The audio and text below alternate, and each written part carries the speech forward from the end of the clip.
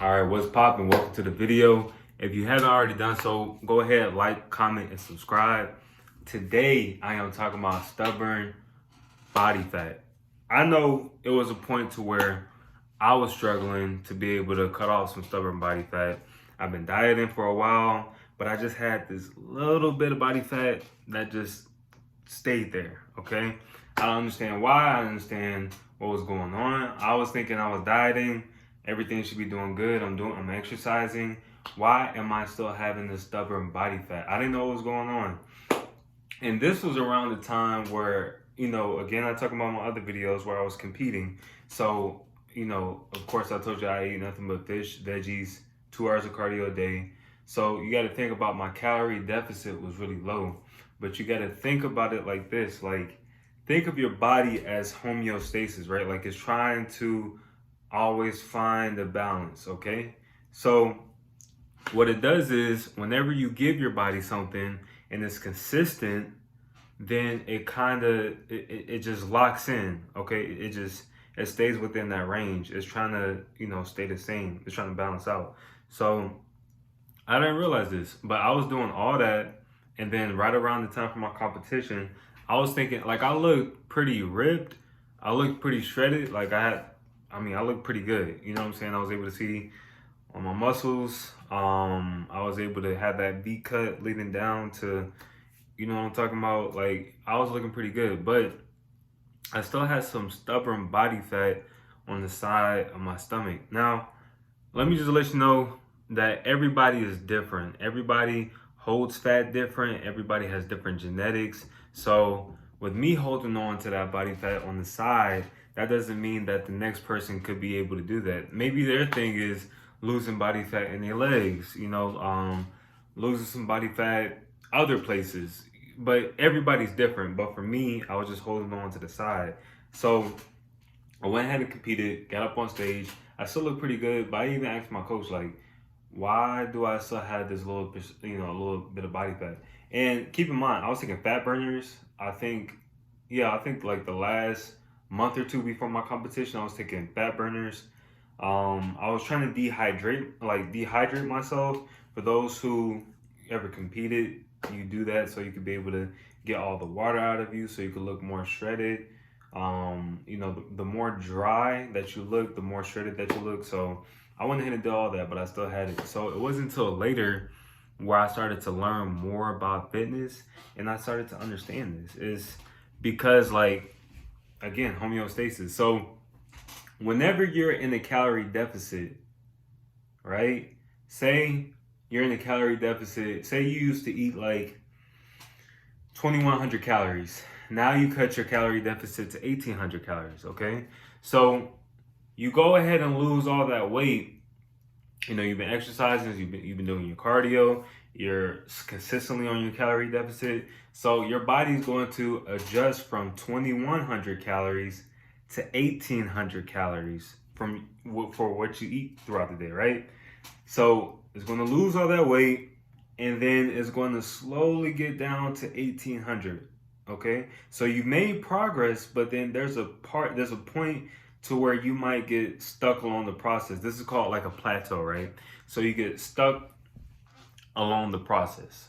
Okay, so this is very discouraging for a lot of people because they feel like I'm doing X, Y, and Z. I'm not losing any weight. The scale's staying the same. The scale, that's another story, but they just get very discouraged because they don't really see any changes that's being made. I get it. I understand.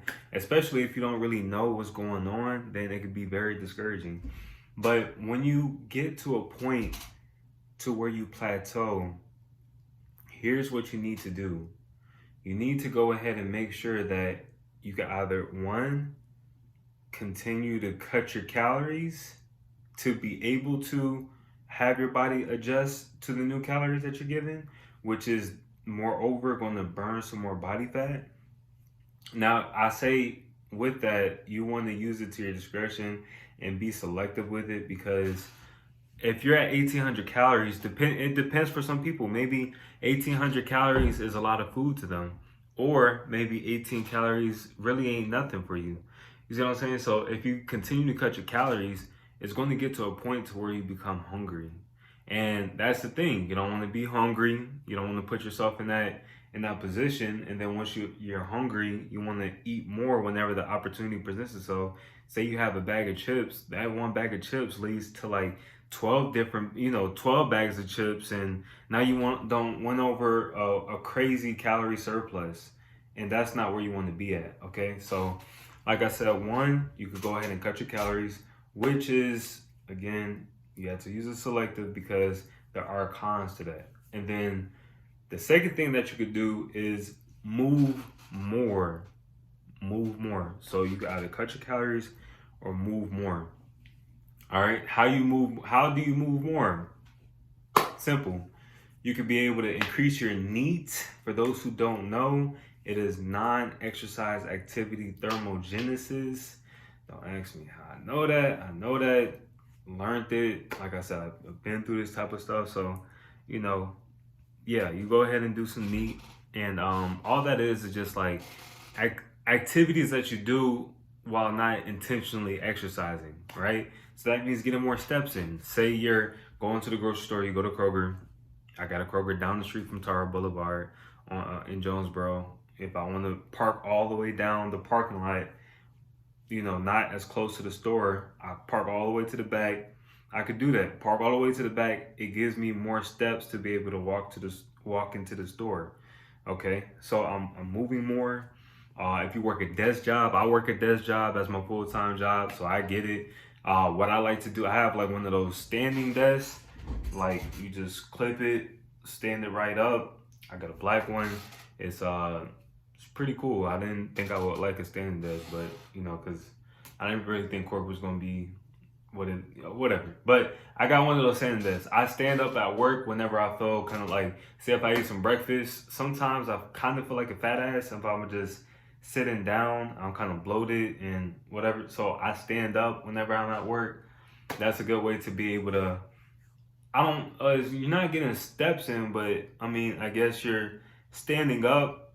It increases the demand while you're standing up rather than just sitting down or laying down all day.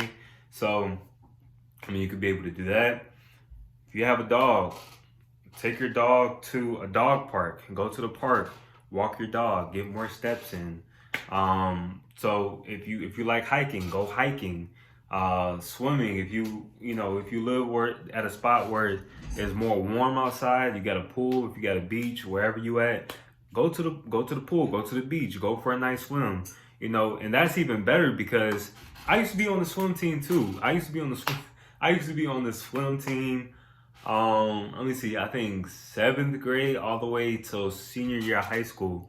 And this was around, see, my weight always fluctuated. When I was younger, my family used to call me Oompa Loompa. When I got to middle school and high school, I was, a little slim, leaning towards the end of high school, leaning more towards skinny fat. But, relatively, I've always been kind of like slim, no muscle definition, but slim. And a lot of it I would attribute it to me swimming. The reason why swimming is a very, very good, I guess, use of cardio is because you're moving everything. Like, if you really think about it, if you're walking, you're walking, you're moving your legs, you're kind of moving your arms. But if you're swimming, especially if you're treading water, like you had to use everything. Like you had to use your legs, your arms, your hands, everything to be able to tread the water. Now, let alone you swimming. You're swimming using your arms, your back is in motion, your legs is in motion, you're kicking your feet, you're moving your head. It's just more all around movement, okay? So let me tell you, I used to go to these swim meets. I used to swim my ass off. I used to, my first year, I wasn't so good, but I went ahead and kept practicing. Matter of fact, this is where I really learned about not really as much NEAT, but how powerful it is to be able to. I lost so much weight one summer when I went to Kalamazoo. That's when I got family over there. And, I think my 7th grade year, I didn't do so well with swimming. So I said, you know what, let me go ahead and practice over the summertime. So they had a YMCA down the street from my auntie's house. And I went ahead and I signed up for water polo. They don't have water polo where I'm at in Atlanta, Georgia. So I thought it was a pretty cool thing. You know, let me do water polo. Completely different experience. I have to tread water the whole time. It's not like where you could just like hold on to anything. No, you're in the water the whole time having to tread, and let alone like get up, jump, hit the ball, then come back down, tread. Our exercises that we had to do, we had to hold weights and tread the water. It was, I felt like I was part of the Marines or something. It was crazy. But I lost so much weight during that time, and that's just from swimming. Okay, so I covered NEAT. Now you could also look at it from a cardio standpoint. You could go ahead and you could either go to the gym, you could go get on the elliptical, Stairmaster, treadmill, bicycle. They have a bunch of stuff that they have there. They have some gyms, they have different programs. I know LA Fitness, they have like they got Zumba. They got Zumba classes, which is dancing. I mean, that's a good form of NEAT. I guess it's intentional cardio if you want to think about it like that. They have cycling classes. They got that. But let me tell you which one is the best for me. I personally like the elliptical. I choose the elliptical over all the different cardio machines out of the Stairmaster and treadmill because, again, the more movement, the better. So on the elliptical, you're moving your arms and your legs at the same time. Okay, with all this movement, I'm burning more calories in the least amount of time compared to my other, and I've done this before. So you know, I've done all the machines, and I've seen if I were to do pretty much like the same intensity, which one I burn more calories in, and the elliptical is the best one to me. If you want to do the treadmill, I'll say, or even Stairmaster, the only thing you got to do is while you do it, keep your hands off of the machine, okay? Because think about if you're going on a hike. If you had like a stepper or something to assist you the whole way, you're not really doing much on your own. So keep your hands off, keep the intensity high. So if you're on the treadmill, I'm not saying go for a run. Just put that incline all the way up and then do a speed of like 2.5 or 3.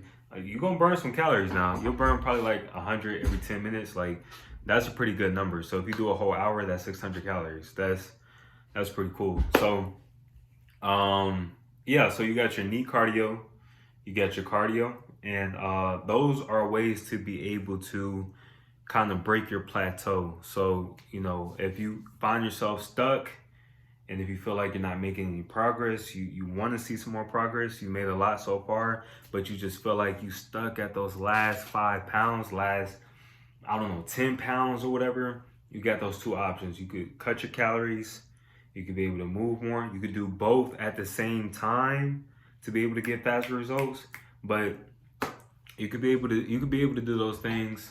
I would highly recommend that you take advantage of both. If y'all have any questions, go ahead and hit me up. Follow me on Instagram. If you like anything that I said, go ahead and please like, comment, and subscribe. If you got somebody that's on their fitness journey and they're stuck, they have no idea on how to be able to break their plateau, shoot them this video. It's free. Shoot them this video. They could be able to learn a lot from it. I just want to be able to help y'all as much as I can. And yeah, appreciate y'all stopping by. Holla back. See you in the next video.